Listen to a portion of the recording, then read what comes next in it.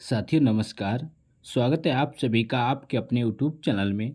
आज की इस वीडियो में लेकर आए हैं जनरल नॉलेज के टॉप 30 क्वेश्चन जो आपकी आगामी सभी परीक्षाओं के लिए हेल्पफुल होने वाले हैं। तो चलिए दोस्तों, लेते हैं आज का पहला प्रश्न। पहला प्रश्न है, भारतीय अर्थव्यवस्था को किस रूप में व्यक्त किया जा सकता है? बताइए दोस्तों, भारतीय अर्थव्यवस्था को किस रूप में व्यक्त किया जा सकता है? तो वो है मिश्रित अर्थव्यवस्था, यानी कि ऑप्शन करेक्ट हो जाएगा।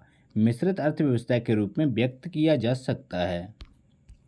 अगला प्रश्न है, मिश्रित अर्थव्यवस्था का अर्थ है। बताइए फ्रेंड्स, मिश्रित अर्थव्यवस्था का अर्थ क्या है? तो वो है सार्वजनिक तथा निजी क्षेत्र का सह अस्तित्व, यानी कि सी ऑप्शन राइट हो जाएगा। अगला क्वेश्चन है, आर्थिक विकास की दृष्टि से भारत कैसा राष्ट्र है? बताइए दोस्तों, आर्थिक विकास की दृष्टि से भारत कैसा राष्ट्र है? तो वह विकासशील राष्ट्र, यानी कि बी ऑप्शन करेक्ट हो जाएगा। आर्थिक विकास की दृष्टि से भारत एक विकासशील राष्ट्र है। अगला क्वेश्चन है, बंद अर्थव्यवस्था का तात्पर्य है। बताइए दोस्तों, बंद अर्थव्यवस्था का तात्पर्य क्या है? तो वह आयात निर्यात बंद, यानी कि डी ऑप्शन राइट हो जाएगा। आयात निर्यात बंद यानी कि बंद अर्थव्यवस्था का एक आशय है। अगला प्रश्न है, भारतीय अर्थव्यवस्था के पिछड़ेपन का सर्वप्रमुख कारण क्या है? बताइए दोस्तों, भारतीय अर्थव्यवस्था के पिछड़ेपन का सर्वप्रमुख कारण क्या है? तो वो है परंपरागत कृषि व्यवस्था, देश की विशाल जनसंख्या, उद्योगों का अल्प विकास, यानी कि उपयुक्त सभी कारण भारतीय अर्थव्यवस्था के पिछड़ेपन के कारण हैं। अगला क्वेश्चन है, आर्थिक विकास का तात्पर्य है। बताइए दोस्तों, आर्थिक विकास का तात्पर्य क्या है?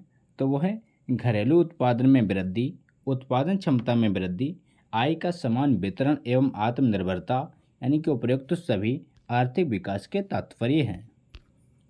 अगला क्वेश्चन है, अर्थव्यवस्था के प्राथमिक क्षेत्र में शामिल हैं। बताइए दोस्तों, अर्थव्यवस्था के प्राथमिक क्षेत्र में कौन कौन शामिल हैं?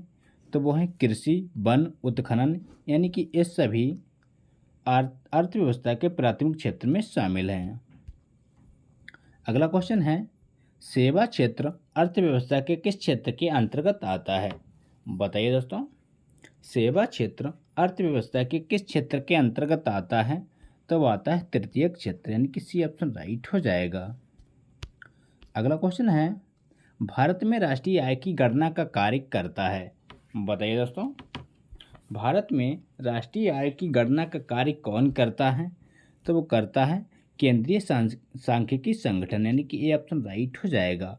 केंद्रीय सांख्यिकी संगठन के द्वारा भारत में राष्ट्रीय आय की गणना का कार्य किया जाता है। अगला प्रश्न है, राष्ट्रीय आय की गणना का आधार वर्ष है। बताइए दोस्तों, राष्ट्रीय आय की गणना का आधार वर्ष क्या है? तो वह वर्ष 2011 से 12, यानी कि सी ऑप्शन करेक्ट हो जाएगा। वर्ष 2011-12 राष्ट्रीय आय की गणना का आधार वर्ष माना जाता है। अगला क्वेश्चन है, राष्ट्रीय आय क्या है? बताइए फ्रेंड्स, राष्ट्रीय आय क्या है? तो वह बाजार मूल्य पर निवल राष्ट्रीय उत्पाद, यानी कि ए ऑप्शन राइट हो जाएगा। बाजार मूल्य पर निवल राष्ट्रीय उत्पाद राष्ट्रीय आय है।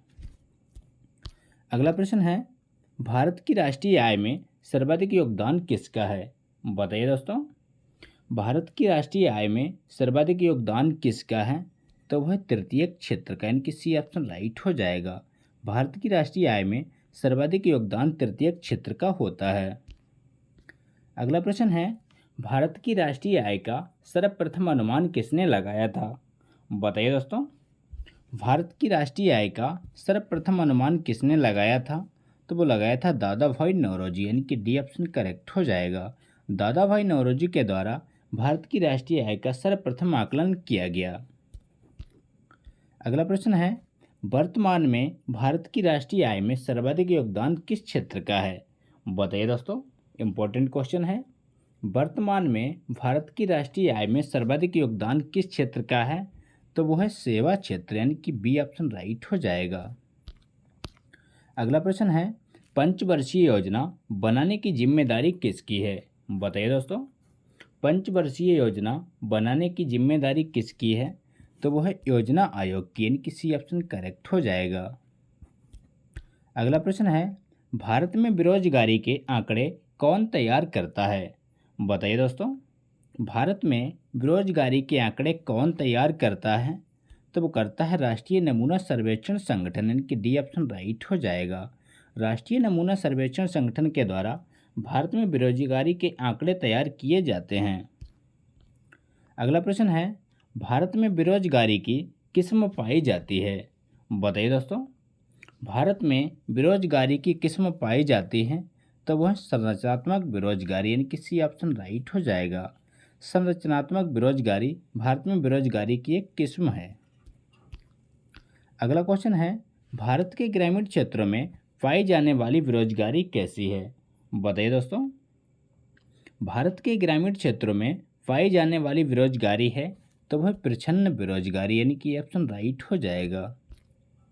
अगला क्वेश्चन है, राज्य एवं राष्ट्रीय स्तर पर गरीबी का अनुमान लगाने के लिए योजना आयोग किसके सूत्र का प्रयोग करता है? बताइए दोस्तों, राज्य एवं राष्ट्रीय स्तर पर गरीबी का अनुमान लगाने के लिए योजना आयोग किसके सूत्र का प्रयोग करता है? तो वो करता है डीटी लाकड़वाला, यानी कि बी ऑप्शन करेक्ट हो जाएगा। अगला प्रश्न है, भारत में रोजगार के अवसर उत्पन्न करने की दर किस क्षेत्र में सर्वोच्च रही है? बताइए दोस्तों, भारत में रोजगार के अवसर उत्पन्न करने की दर किस क्षेत्र में सर्वोच्च रही है? तो वह निर्माण के क्षेत्र में, यानी कि बी ऑप्शन करेक्ट हो जाएगा।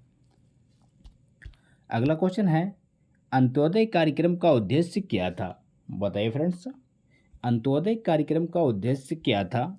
तो वो था गरीबों में सर्वाधिक गरीबी की मदद करना, यानी कि सी ऑप्शन राइट हो जाएगा। अगला क्वेश्चन है, कुटीर ज्योति योजना का संबंध किससे है? बताइए फ्रेंड्स, कुटीर ज्योति योजना का संबंध किससे है? तो वो है ग्रामीण क्षेत्रों में गरीबी रेखा से नीचे जीवन यापन करने वाले परिवारों को विद्युत सुविधा उपलब्ध कराने से, यानी कि सी ऑप्शन राइट हो जाएगा। अगला प्रश्न है, वर्ल्ड डेवलपमेंट रिपोर्ट कौन प्रकाशित करता है? बताइए दोस्तों, वर्ल्ड डेवलपमेंट रिपोर्ट कौन प्रकाशित करता है? आपके ऑप्शन है विश्व बैंक, विश्व मुद्रा कोष, ऑप्शन सी अंतर्राष्ट्रीय व्यापार संगठन, ऑप्शन डी संयुक्त राष्ट्र संघ। तो इस क्वेश्चन का सही जवाब है विश्व बैंक, यानी कि ऑप्शन करेक्ट हो जाएगा। अगला क्वेश्चन है, मानव विकास सूचकांक किस अर्थशास्त्री की देन है? बताइए दोस्तों, मानव विकास सूचकांक किस अर्थशास्त्री की देन है? तो वह महबूब उल हक, यानी कि डी ऑप्शन राइट हो जाएगा। अगला क्वेश्चन है, मानव विकास सूचकांक में शामिल होते हैं? बताइए दोस्तों, मानव विकास सूचकांक में शामिल होते हैं तो वो होते हैं साक्षरता दर, यानी कि बी ऑप्शन करेक्ट हो जाएगा। अगला क्वेश्चन है, राष्ट्रीय ग्रामीण रोजगार गारंटी योजना कब प्रारंभ की गई? बताइए दोस्तों, इंपॉर्टेंट क्वेश्चन है, राष्ट्रीय ग्रामीण रोजगार गारंटी योजना कब प्रारंभ की गई? तो वो की गई 2 फरवरी 2006, यानी कि डी ऑप्शन राइट हो जाएगा। 2 फरवरी 2006 को राष्ट्रीय ग्रामीण रोजगार गारंटी योजना शुरू की गई। अगला प्रश्न है, भारत में मानव विकास रिपोर्ट जारी करने वाला पहला राज्य कौन था? बताइए दोस्तों, भारत में मानव विकास रिपोर्ट जारी करने वाला पहला राज्य कौन था? तो वो था मध्य प्रदेश, यानी कि डी ऑप्शन यानी कि बी ऑप्शन राइट हो जाएगा। अगला क्वेश्चन है, भारत निर्माण योजना संबंधित है? बताइए दोस्तों, भारत निर्माण योजना संबंधित है तो वह है भारत की ग्रामीण अधोसंरचना के विकास से, यानी कि सी ऑप्शन करेक्ट हो जाएगा।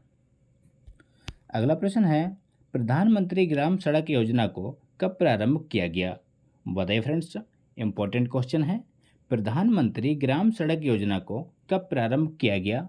तो किया गया था 25 दिसंबर 2000 को, यानी कि ऑप्शन राइट हो जाएगा। 25 दिसंबर सन 2000 को प्रधानमंत्री ग्राम सड़क योजना को प्रारंभ किया गया। अगला क्वेश्चन है, राजीव गांधी श्रमिक कल्याण योजना कब प्रारंभ की गई? बताइए दोस्तों, राजीव गांधी श्रमिक कल्याण योजना कब प्रारंभ की गई? तो की गई 1 अप्रैल 2005 को, यानी कि ये ऑप्शन राइट हो जाएगा। 1 अप्रैल 2005 को राजीव गांधी श्रमिक कल्याण योजना लागू की गई। तो ये थे दोस्तों आज के इम्पोर्टेंट क्वेश्चन। अगर वीडियो अच्छा लगा हो तो लाइक करें, दोस्तों के साथ शेयर करें और चैनल पर नए हो चैनल को सब्सक्राइब करना ना भूलें। मिलते हैं नेक्स्ट वीडियो में, तब तक के लिए प्यार भरा नमस्कार।